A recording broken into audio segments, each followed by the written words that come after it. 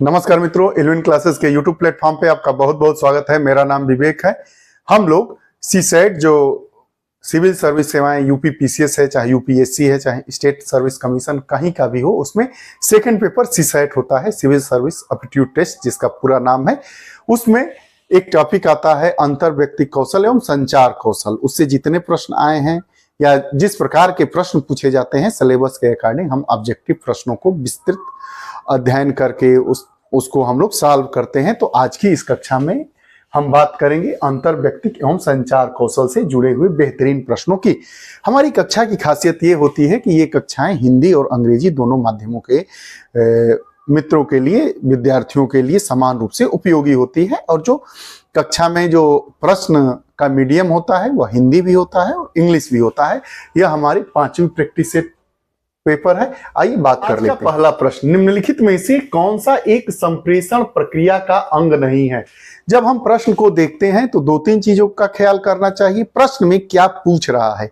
अंग है, अंग नहीं है, कथन सही है, कथन सही नहीं है, सही मिलान है, मिलान सही नहीं है।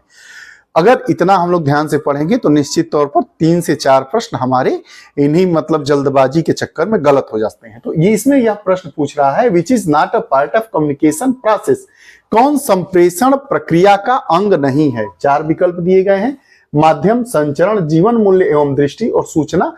तो हम जानते हैं कि जो जीवन मूल्य एवं दृष्टि है वो संप्रेषण प्रक्रिया का अंग नहीं है। Life values and vision, life values and vision is not a part of communication process।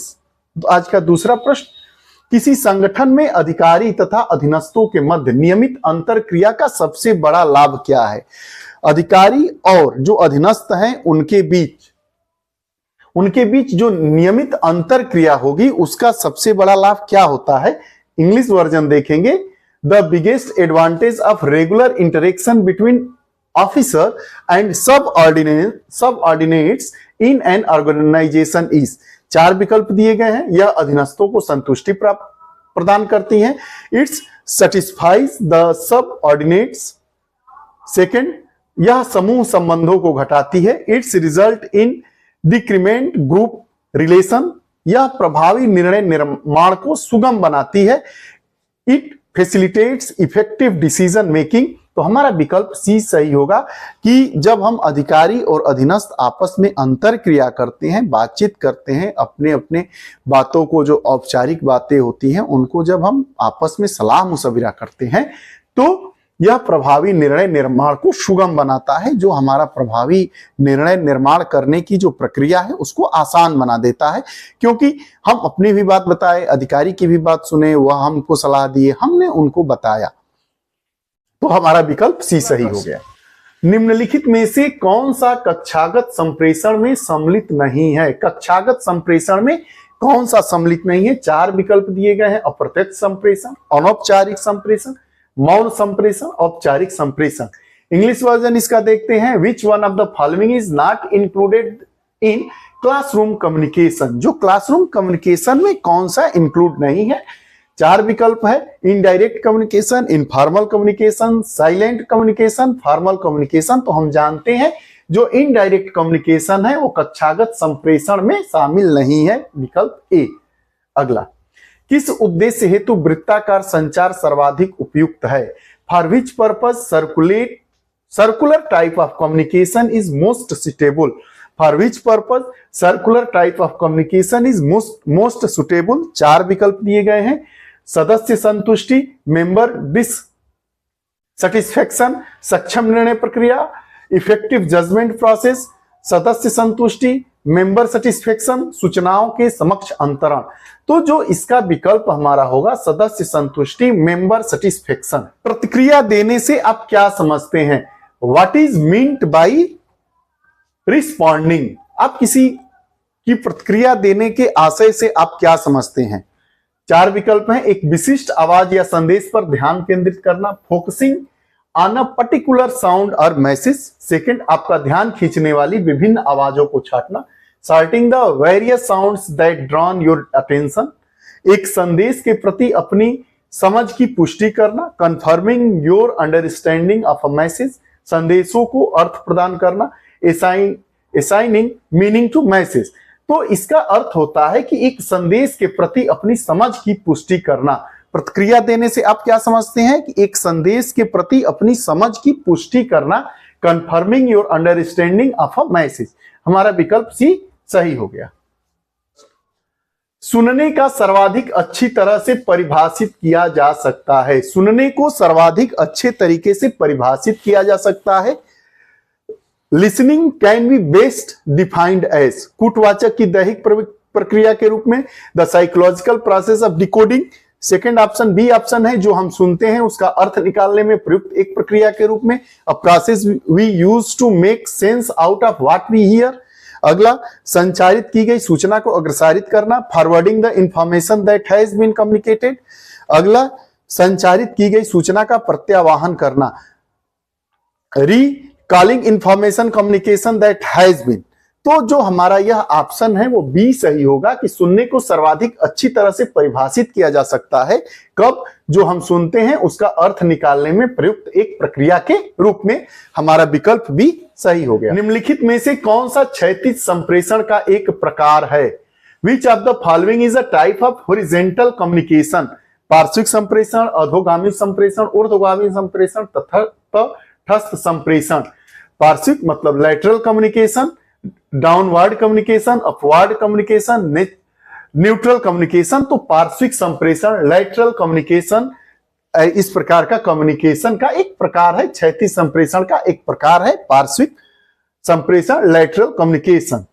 आगे विकल्प एक हमारा सही हो गया। अगला, अधोलिखित में से कौन सा विकल्प शाब्दिक संवाद को इंगित करता है? Which one of the following can be termed as verbal communication? चार विकल्प दिए गए हैं। प्रोफेसर शर्मा ने अपना व्याख्यान कक्षा में दिया। Professor Sharma delivered his lecture in the class. दूसरा, प्रोफेसर वर्मा ने अपना संदेश मोबाइल द्वारा छात्रों को दिया। Professor Verma gave the message to the student through mobile. मां का ध्यान अपनी ओर करने के लिए बच्चा रो रहा था। The child was crying to attract the attention of the mother. अगला, दीपक ने छुट्टी के आवेदन के लिए पत्र लिखा। Deepak wrote a letter for a leave application. तो जो विकल्प शाब्दिक संवाद को इंगित करता है वह विकल्प हमारा ए होगा कि प्रोफेसर शर्मा ने अपना व्याख्यान कक्षा में दिया। शाब्दिक संप्रेषण मतलब जो शब्दों के द्वारा जो हमारा कम्युनिकेशन होता है उसको शाब्दिक संप्रेषण सामान्यतः कहते हैं। तो विकल्प ए हमारा सही हो गया। द्वारा संप्रेषण संबंधित है। Communication through gestures related to, gesture मतलब हाव भाव, हाथ हिलाना, मुंह हिलाना, आंख चमकाना, नाक टेढ़ा करना। तो काइनेसिक्स से, पैरा लैंग्वेज से, अशाब्दिक व्यवहार से, प्रॉक्सिमिक्स से। तो हम जानते हैं काइनेसिक्स जो होता है वह हाव भाव द्वारा संप्रेषण इससे संबंधित है। विकल्प ए। अगला, निम्नलिखित में से कौन सा एक संप्रेषण का रूप नहीं है? Which one of the following is not a form of communication? साक्षात्कार, मनोरंजक उपन्यास पढ़ना, संवाद, सामाजिक अंतःक्रिया। तो जो मनोरंजक उपन्यास पढ़ना, रीडिंग इंटरेस्टिंग नॉवेल, यह संप्रेषण का रूप नहीं है। किसी चीज को पढ़ना संप्रेषण का रूप नहीं हो सकता है। हमारा विकल्प भी सही हुआ। संप्रेषण के प्रक्रम में अंतिम चरण है। संप्रेषण के प्रक्रम में अंतिम चरण है। In the process of communication the last step is संकेतन, विसंकेतन, संदेश, प्रतिपुष्टि। तो अंतिम चरण क्या है? संदेश। अगला, किसी संगठन में वह संप्रेषण जो अधीनस्थों को लक्ष्यों को निर्दिष्ट करने के लिए प्रयुक्त किया जाता है कहलाता है। English version, communication that used to assign goals to subordinates in a organization is called. ऊर्ध्वगामी संप्रेषण, अपवर्ड कम्युनिकेशन, अधोगामी डाउनवर्ड कम्युनिकेशन, अनौपचारिक इनफॉर्मल कम्युनिकेशन, पार्श्विक संप्रेषण, लैटरल कम्युनिकेशन। तो ये अधोगामी कम्युनिकेशन होता है, डाउनवर्ड कम्युनिकेशन की बात करता है। निम्नलिखित में से कौन सा किसी कार्य स्थल में संप्रेषण की एक बाधा नहीं है? Which of the following is not a communication barrier in a work place? शोर, पूर्वाग्रह, सक्रिय श्रवण, अनुपयुक्त माध्यम। तो जो सक्रिय श्रवण है यह बाधा के रूप में काम नहीं करता है। ये रही हमारी कम्युनिकेशन और इंटरपर्सनल स्किल से जुड़ी हुई कक्षा। बेहतरीन 13 प्रश्नों को लिया गया था। 11 कक्षाएं होंगी, 5 कक्षाएं हो चुकी हैं। अगर आप हमारे नए पाठक, नए दर्शक, नए मित्र हैं तो आप शुरू से जाकर एल्विन क्लासेस चैनल को आप ओपन करेंगे और उस पर देख सकते हैं, पढ़ सकते हैं। इससे आपकी समझ बेहतर होगी, रिवीजन होगा, पुनरावृत्ति होगी, नए प्रश्न भी आएंगे। अगर परीक्षा में इससे रिलेटेड प्रश्न आने की संभावना होती ही है, आ जाएंगे तो आपके लिए बेहतर रहेगा। अगर आप हमारे नए पाठक हैं तो कृपया चैनल से जुड़े और मित्रों को जोड़े। पुनः नई कक्षा के साथ उपस्थित होंगे, तब तक के लिए बहुत बहुत धन्यवाद। नमस्कार।